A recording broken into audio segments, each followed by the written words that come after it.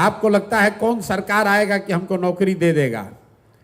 तो सरकारी जो व्यवस्था है बिहार में, चपरासी से लेकर मुख्य सचिव तक, संविदा कर्मी इंक्लूडेड, सबकी संख्या जोड़िएगा तो बिहार में कुल जनसंख्या का 1.97-2% से कम लोग ही सरकारी नौकरी करते हैं।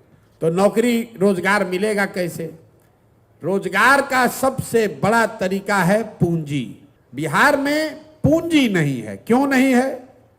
क्योंकि यहां प्रति व्यक्ति आय है 35,000 रुपया सालाना। अगर 35,000 सालाना का मतलब हुआ कि ज्यादातर आदमी दिन में 100 रुपया भी नहीं कमाता है। तो इस महंगाई के जमाना में अगर आप 100 रुपया भी नहीं कमाइएगा तो खाइएगा क्या, खिलाइएगा क्या, और पैसा पूंजी कहां से लाइएगा? तो लोगों के पास अपना पैसा है नहीं।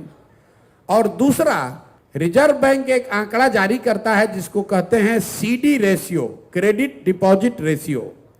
बैंक में आपने कितना पैसा रखा और बैंक ने उसके बदले आपको कितना पैसा लोन दिया, कर्ज दिया, व्यक्तिगत तौर पर नहीं, राज्य के स्तर पर।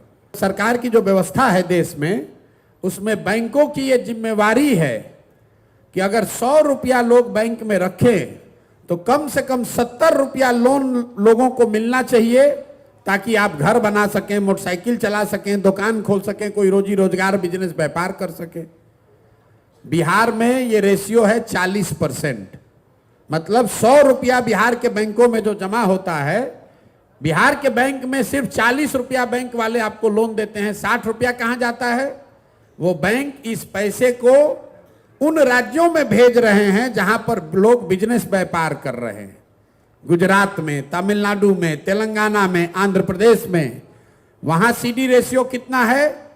90, 95, 100।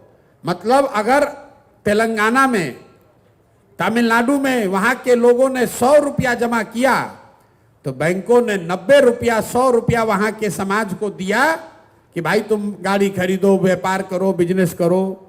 इससे वहां के लोग रोजी रोजगार कर रहे हैं। अब मैं इसको आप एक आंकड़ा समझाऊंगा तो आपके दिमाग खुलेगा, दिमाग की आपकी बत्ती जलेगी कि इसका कितना बड़ा असर है।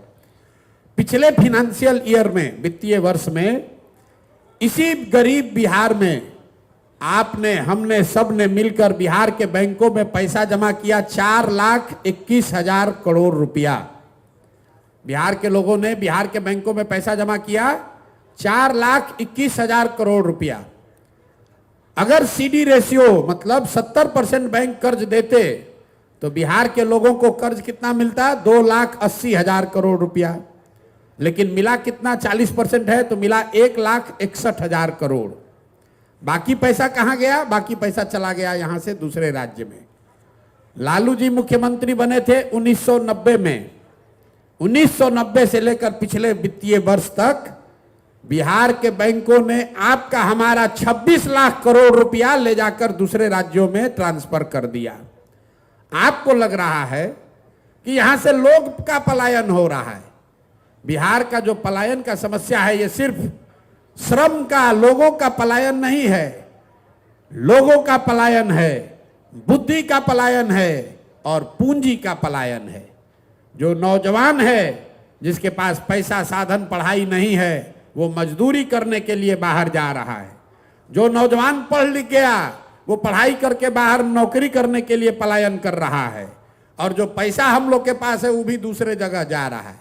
आप आजादी से पहले कहानी सुने होंगे, नील का खेती, कपास का खेती होता था बिहार में, देश में, और अंग्रेज यहां से उसको ले जाकर कपड़ा बनाता था इंग्लैंड में, और उसी कपड़े को लाकर फिर बेचता था यहां भारत में। इसीलिए गांधी जी ने आंदोलन शुरू किया कि विदेशी कपड़ों का बहिष्कार करो।